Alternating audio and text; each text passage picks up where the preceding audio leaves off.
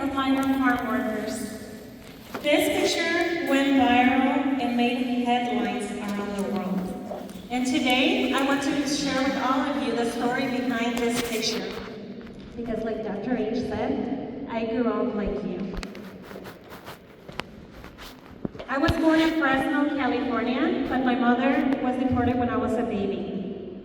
I grew up in Tijuana, Mexico. I grew up in a very humble house, a house made of wood that it had holes, and when it rained, a huge puddle of water. We will have like a river in the middle of the living room. When I turned 13, my mother decided to come back to the United States. We moved to Oceanside, California. My parents rented a small 2-bedroom apartment, an apartment that we had to share with another family. When I started middle school, I remember the day, my first week in middle school, when I was lining up in the cafeteria. I was ready to get my food, when a group of 4 girls approached me and said, "Your shoes look cheap." She's the poor girl. Did you notice that she's wearing the same pants? And in that moment, I realized that I was poor. I went back home and I asked my mom, why you cannot buy me clothes? Why you cannot buy me shoes? Why do we have to wear one pair of shoes for the entire year? My mother didn't respond to me. I continued attending classes, but I became very, very self-conscious. I wanted so hard to fit in. I wanted to be able to have clothes like the other girls. I couldn't understand that my parents couldn't afford to buy me brand clothes or shoes or anything. I became a teen mom. I dropped out of high school and I moved with my child's father. I lived many years of domestic abuse, but my life took a turn the night that my child's father forced me and my baby to sleep outside the house. In the midst of despair, a memory came to my mind, and that memory was of a summer vacation. Remember when I was telling you that I was asking my mom why she couldn't buy us clothes? Well, that summer, she took me to work in the fields. And when I was working in the fields, I realized that it was a very, very hard work. I couldn't handle it. And at the end of the day, I told my mom, "Mom, I'm so tired. I cannot do this anymore." She turned and said, "This is our life. If you want a better life, you need to get an education." That night, I promised my 9-month baby Luisito that I was going back to school and that I was going to make him feel proud of me. Your baby's so cute. Thank you. But going back to school was not easy because my baby's father tried to discourage me many times. He used to rip my homework and ask me, "What makes you think that you can graduate from high school? Look at you. You don't even have a high school. You don't even know how to speak English." But I didn't let him discourage me. At that time, my biggest goal was to get a high school diploma. When I was in high school, I met Mr. Lee. He was the first teacher that told me that he believed in me. During my last semester of high school, Mr. Lee asked me, "Miss Erica, are you planning to go to college?" I remember asking him, "Mr. Lee, can someone like me go to college?" Mr. Lee made me promise him that I was going to college. That day he said, "Miss Erica, promise me that you're going to college." "I'm going to college, Mr. Lee," I replied. As soon as I graduated from high school, I ended the abusive relationship. I moved back to Oceanside with my parents. And it was in Mira Costa Community College that I met Candelaria. Candelaria was my school counselor. And she was the first first Latina woman that I met in a higher position. I got so inspired by her that I said that I wanted to be just like her, that I wanted to be someone that will encourage other students with my same background to get an education. Graduating from college was one of the happiest days of my life. I was admitted at Cal State San Marcos. And it was during that same semester that my son, Luisito, who at that time was 5 years old, was diagnosed with cerebral palsy. As a mother, all I wanted to know was why. Why my son, Luisito, has cerebral palsy. The specialist gave me many explanations, but I still couldn't understand. That was the beginning of many months of depression. I cried myself to sleep every single night. What was the point of trying so hard if my son was never going to feel proud of me? And so I stopped trying. I neglected my entire first semester at Cal State San Marcos. That at the end of that semester, I received a letter that stated that I was being academically disqualified. That meant that I could no longer be a student there, that the promise that I once made to my baby was never going to happen. For the next year and a half, I decided to focus on my son's speech therapy and occupational therapy. And one morning, when I was getting Luisito ready for school, he asked, "Mommy, do you have a career?"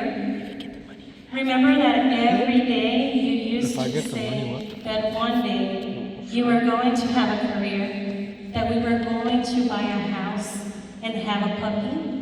What happened, Mama? That day was the first time that I heard Luisito speak in a long, clear sentence. I got so excited that instead of going to work, I went back to Cal State San Marcos and asked them, what do I need to do so that I can be a student here again? It was not easy. It took me 7 years to get a bachelor's in psychology. But in 2017, I was selected to be the commencement speaker of my graduation ceremony. Look at the black sweater over there. And it was in front of more than 2,000 people that I share my story for the first time. I share my story in honor to that girl that was bullied, that girl that came to this country not knowing how to speak English, that girl who didn't think that someone like her could dream big. The News Center published an article that they titled From Teen Mom to College Graduate. A business owner read that article, and without even knowing me, she decided to pay for my master's program.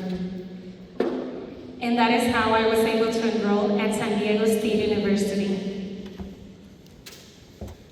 2 years later, a few weeks before my graduation ceremony, I wanted to surprise my mother. I put my cap and gown, I walked into her room and I told her, "Mamita, lo logramos. Mommy, we did it."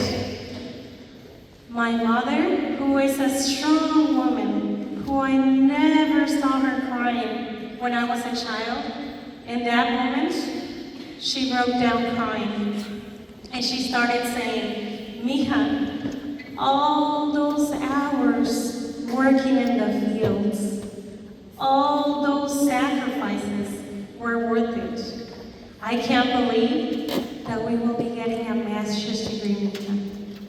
That day, I hugged my mother. And that is the day that I decided that I wanted to do something special for my parents. That I wanted to take my graduation picture in one of the fields where they work long hours to give us an education. Mama and Papa didn't have the opportunity to go to school. They don't know how to read or write. Papa was only 9 years old when he started working. He used to sell chicles in the streets of Tijuana. His family didn't have money to send him to school or to buy him shoes. And it's the same story with my mother. But my parents wanted something different for us. They wanted to make sure that we could get an education, that my brother and my sister and I could get an education. And for that reason, they worked so hard so that we could come to school. I remember that when I was your age, Mom and Dad would always make sure, even if we didn't have brand shoes, even if we didn't have all the things that we wanted, our parents always made sure that there was food at home. They made sure to drop us off at school, to pick us up. They tried their best so that we could have that opportunity that they didn't have. That day, they were able to see how their daughter was the first woman in the family to get a formal education, a master's degree.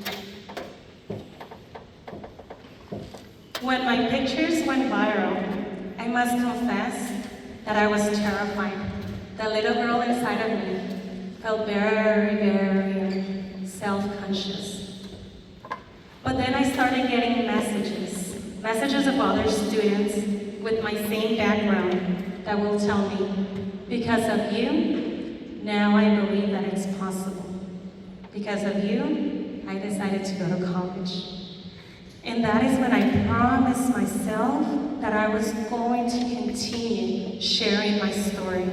Because I know that at this moment, there's a little Erica around here.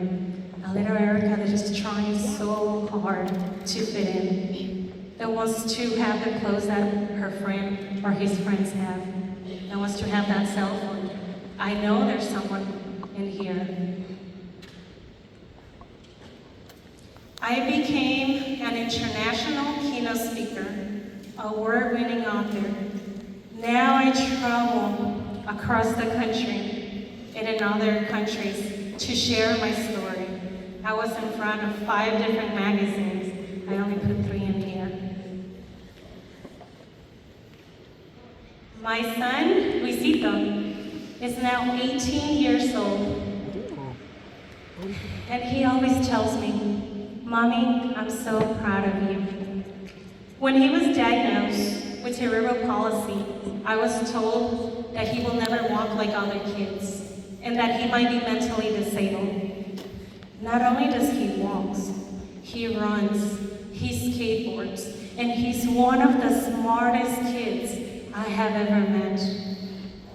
I always tell him, "Baby, the biggest disability that a person can have is a bad mindset.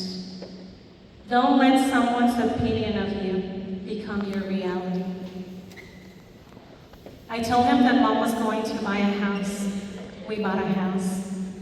I told him that Mom was going to have a career. I have multiple careers. I told him that we were going to have a puppy. We have 2. In 2022, I published my first book, Harvesting Dreams. Harvesting Dreams won the International Latino Book Award and was nominated for books made into movies. My life is so beautiful today. Sometimes it feels like a dream. Sometimes that little girl inside of me remembers how she grew up. Sometimes I feel that one day I will wake up and I will go back to the time when my parents couldn't even buy us clothes. But today, my life is so different. My problem now is that my closet is not big enough for my clothes. That I'm always traveling. I'm always doing what I want. Person right there. Just this year, I was in Hawaii with my best friend, Nayeli,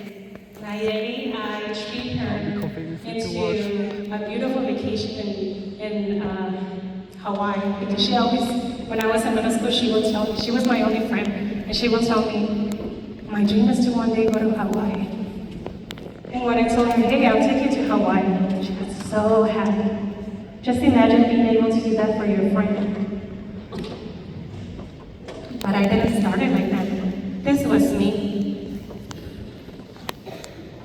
If I could talk to my younger self, to the little Erica that was bullied, I will tell her, stop trying so hard to fit in. You were meant to stand out. I will also tell her that her grades don't define her. Exactly like Mr. Lee said to me when I showed him my grades. He said, Erica, your grades are not a representation of how smart you are.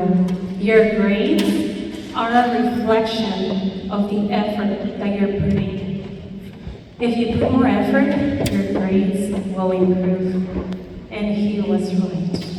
He was so right. And that's the same thing that I want to tell you. If you're not doing good in school at this moment, you have the ability to change that.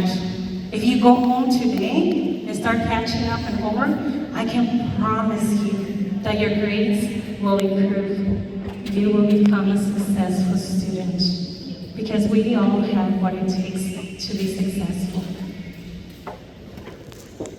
Believe in yourself, and you, I promise, you will be unstoppable. Thank you.